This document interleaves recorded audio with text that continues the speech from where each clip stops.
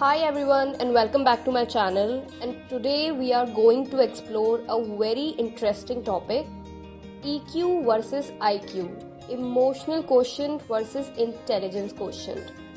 So as far as I can remember from my childhood, our society and parents put more emphasis to improve our IQ or academic talents, but no or minimal emphasis is placed on developing strong emotional intelligence. I hope you all agree with me.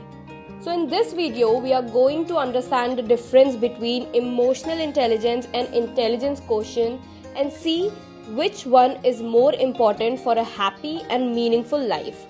So let's start this video and understand what is IQ. So IQ is a measure of the intellectual capacity of the human brain. So IQ gives any person the ability to logic, calculate and learn new things. A high IQ person will be able to solve mathematical equations and learn computer programming easily, whereas a low IQ person will find difficulty in understanding logic-based concepts. So IQ is a part of your thinking brain which can rationalize and creates logic. On the other hand, what is EQ? So EQ or emotional intelligence is simply a way to understand your own emotions and the emotions of people around you. So EQ gives any person the ability to process painful emotions in a healthy and effective way, so that it does not let a person suffer from pain for a long time. Because as humans, pain is a natural part of life, but dealing with it effectively is a sign of high EQ. So having high EQ will enable you to cope with the loss of a family member, job, or breakup with your partner by expressing your emotion with your friends, family, or therapist, providing you the space to feel a sense of loss and grief, and then find effective ways to deal with it. On the other hand, low EQ might cause you to deal with the current stress by drinking, drugs, self-cutting or other harmful actions. A lot of people, when faced with difficult circumstances, fall victim to self-harming habits where they constantly beat themselves in their minds and falls into hopelessness. We see many intelligent people get addicted to drinking, drugs, porn, or other compulsive behaviors. EQ is associated with the feeling brain, which influences almost every decision we make and is also responsible for automatic way of doing things. So let's understand this concept with an example. So my friend Raj, who worked at a software company as a project manager, was known for his intellectual capabilities and ability to think logically and analytically. He was always the go-to person when it came to solving problems since college times. As I do not have a technical background, I also go to him for any technical problems I encounter during my course of work. However, when the COVID-19 pandemic hit, Raj's company was hit hard and the business suffered. So the company was forced to lay off several employees, including Raj. So Raj was devastated when he received the news. He had always been very proud of his work and his position at the company.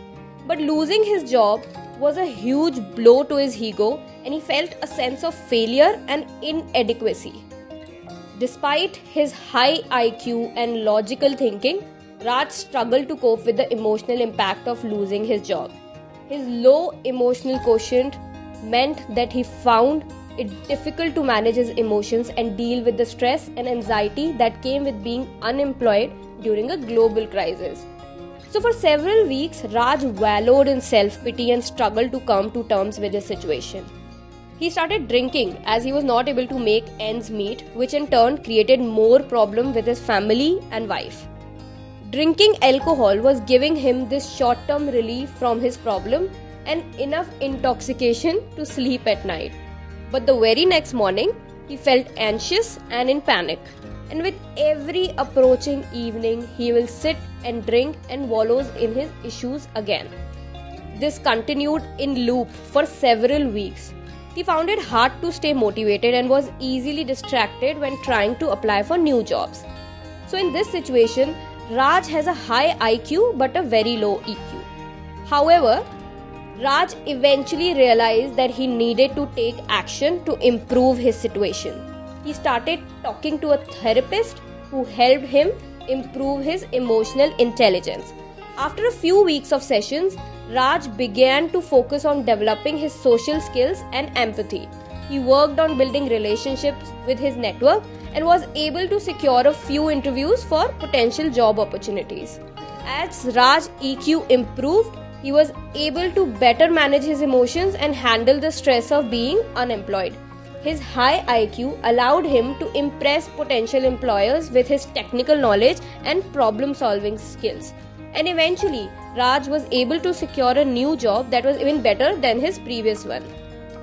So from this example, we can see as human beings, we make choices based on our emotions.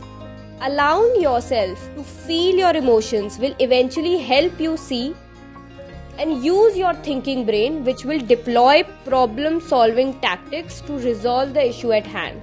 So your feelings are actually catalysts for change. Whether it's at work or at home, our emotions influence almost every decision we make. Many big companies also use a combination of intelligence or EQ tests to hire employees. According to the research published a decade ago by Daniel Goleman, a famous psychologist who first highlighted the importance of emotional intelligence in leadership, told the Harvard Business Review, the most effective leaders are all alike in one crucial way. They all have a high degree of emotional intelligence. It's not that IQ and technical skills are irrelevant, they do matter, but they are the entry-level requirement for executive positions. Thus, and if we want to collaborate effectively with others, it's crucial that we have awareness of our emotions and empathy with others. I hope you understand how a perfect blend of emotional intelligence and IQ is important for any individual to lead a happy and a meaningful life. Thanks for watching this video, and we'll see you in the next video with another interesting topic. If you like this video, kindly like, share and subscribe to this channel for more such content. I hope that you all understand your emotions and allow yourself to feel whatever you are feeling and do not fall into hopelessness. Take help if needed. Happy healing, everyone.